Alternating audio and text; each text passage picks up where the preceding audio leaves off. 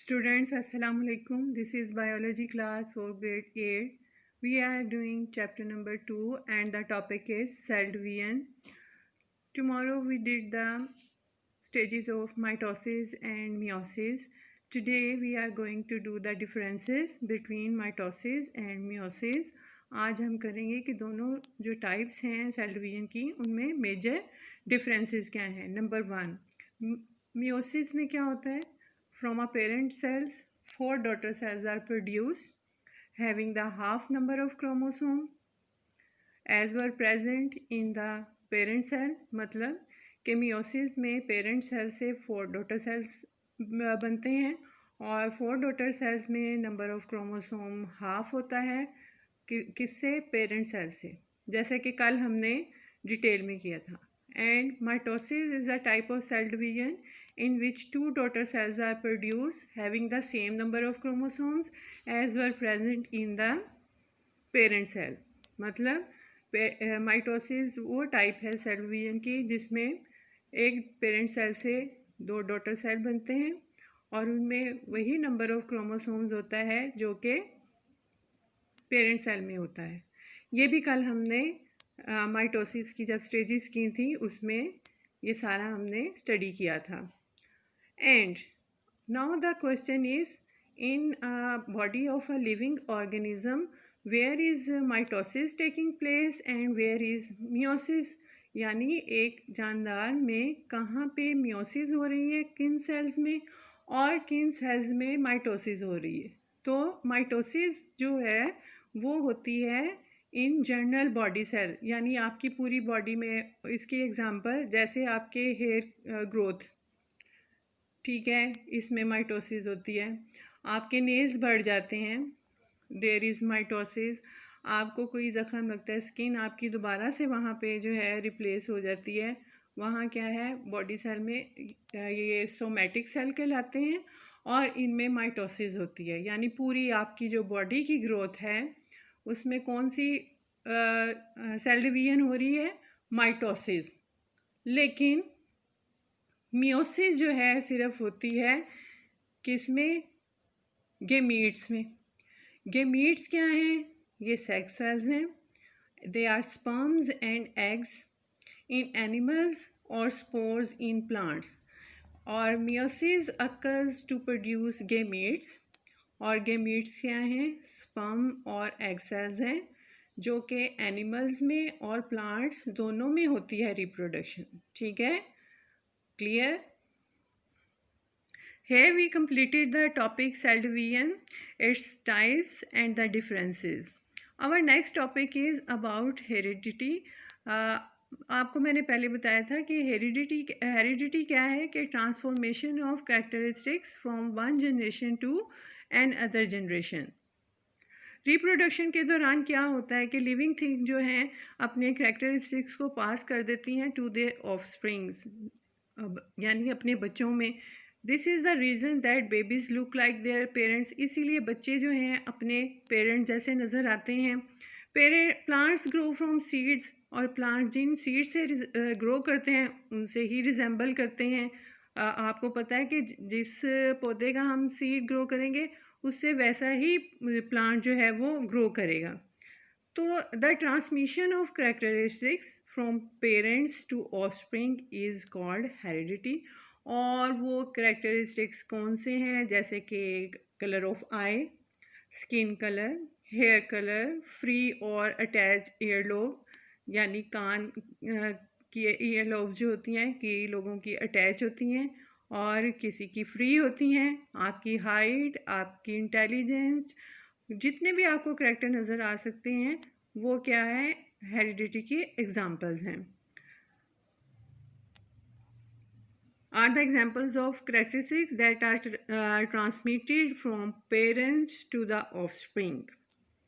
Now, हमें पता है कि ज़्यादातर बच्चों की जो कैरेक्टरिस्टिक्स हैं रिजेंबल्स करती हैं अपने पेरेंट्स से. लेकिन समटाइम्स ऐसा होता है कि उनकी जो न्यू बॉर्न बेबीज़ हैं जब वो ग्रो करते हैं तो उनकी कुछ कैरेक्टरिस्टिक्स अपने पेरेंट्स से डिफरेंट भी होती हैं. तो ये जो डिफरेंस आता है that is called variation. This difference in many characteristics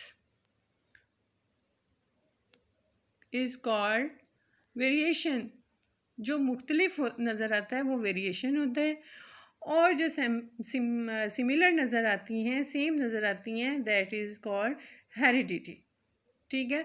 और अगर ये वेरिएशन बेनिफिशियल हो, बेनिफिशियल का क्या मतलब है, फ़ायदेमंद हो, तो वो ऑर्गेनिज़म जो है अपनी इन्वायरमेंट में जल्दी सेटल हो जाता है और उसे अपने सर्वाइवल के लिए, ज़िंदा रहने के लिए ज़्यादा स्ट्रगल की ज़रूरत नहीं होती, मेहनत नहीं करती. मतलब अगर वो हेल्दी हो, स्ट्रॉन्ग हो, तो वो अच्छा ग्रो करेगा.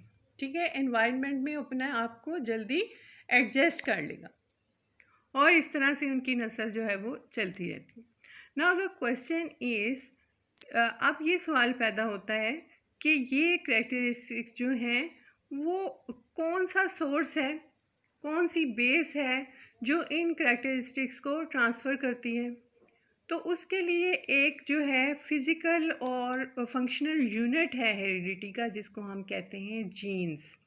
क्या कहते हैं उन्हें? हम जीन्स कहते हैं. Genes act as a instruction to make molecule called protein. तो जीन्स क्या बनाते हैं? प्रोटीन करते हैं और बनाते हैं. जीन्स हमेशा पेयर्स में होती हैं और every heredity character in an organism, और जितना भी कोई करैक्टर है, जैसे टॉलनेस है, डिवार्फनेस है, मतलब कद का छोटा होना, टॉलनेस कद का बड़ा होना, your eye colour, your free lobes, attach ear lobes, जो भी आपके skin colour, hair colour, nail, every character is under the control of pair of genes. और इस पेयर में वन जीन जो है वो कहाँ से आती है? मेल पेरेंट से, फादर से, और दूसरी जो आती है फीमेल पेरेंट से, मदर से. Now the next question, where are gene found physically, कि ये मौजूद कहाँ पे होती हैं, ये कहाँ प्रेजेंट होती हैं. तो इसके लिए जीन्स क्या हैं? सेक्शंस हैं डीएनए के. और आपको मैंने पहले भी बताया था डीएनए क्या है, डीऑक्सी राइबोन्यूक्लिक एसिड मॉलिक्यूल. और ये कहाँ पे पाए जाते हैं? हमने कल क्रोमोसोम के स्ट्रक्चर में आपको मैंने शुरू में भी बताया था कि ये जो है क्रोमोसोम किससे बने हैं? प्रोटीन और डीएनए से. और जितने भी डेवलपमेंट है डिफरेंट करैक्टर्स की किसी भी ऑर्गेनिज्म में, वो इसके कंट्रोल में होता है. इसलिए कहते हैं कि DNA is called hereditary material, और DNA and protein are the components of chromosome. ठीक है. तो जीन्स कहाँ लोकेटेड हैं? जीन किसके हैं? पोर्शन हैं डीएनए के. और डीएनए कहाँ मौजूद है? क्रोमोसोम में. ठीक है. Now we will do the what is the structure of chromosomes. Chromosomes are thread-like structure. They are found in the nucleus and they are the structure that are only visible during the cell division. उससे पहले ये नज़र नहीं आते हैं, ये nucleus में होते हैं, बिल्कुल thread-like होते हैं. Here students you can see the structure of a chromosome. ये वो स्ट्रक्चर है जो कल भी आपको मैंने बार बार बताया कि डुप्लीकेट हुआ. और जो 2 आर्म्स होती हैं उन्हें क्या कहते हैं? क्रोमेटिड. और सेंटर में एक पॉइंट ऑफ अटैचमेंट होता है, दैट इज़ कॉल्ड सेंट्रोमियर. और क्रोमोसोम्स कहाँ प्रेजेंट हैं? न्यूक्लियस में. ठीक है. और अगर हम इसका बायोलॉजिकल ऑब्जर्वेशन करें, एक सेंट्रोमियर के साथ जो क्रोमेटिड है उसमें दिखाया है कि जीन्स लोकेट करती हैं, क्या हैं? पोर्शन है डीएनए के. ठीक है. तो जीन्स कहाँ लोकेट करती हैं? क्रोमोसोम्स पे. और ये पोर्शन होते हैं डीएनए के. Clear. And this figure shows the relationship between nucleus, chromosome and DNA.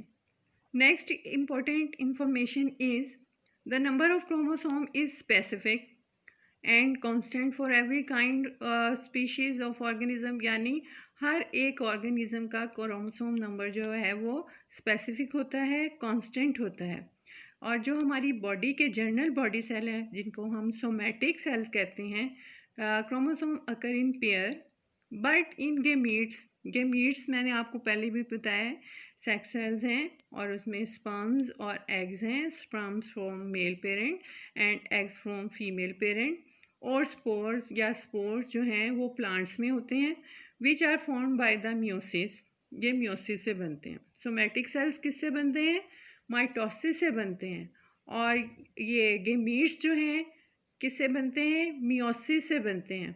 और इनमें जो है contain one member of each chromosome pair, half number होता है। फॉर एग्जांपल ह्यूमंस में in man every somatic cell has 46 chromosomes in the form of 23 pair.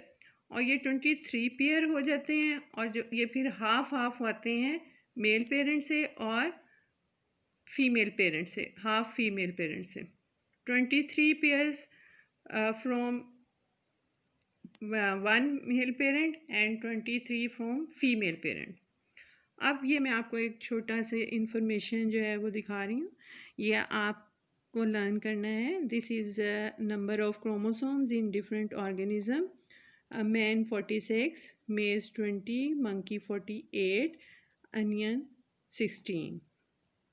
Okay students, tomorrow inshallah we will do the Watson and Crick model of DNA.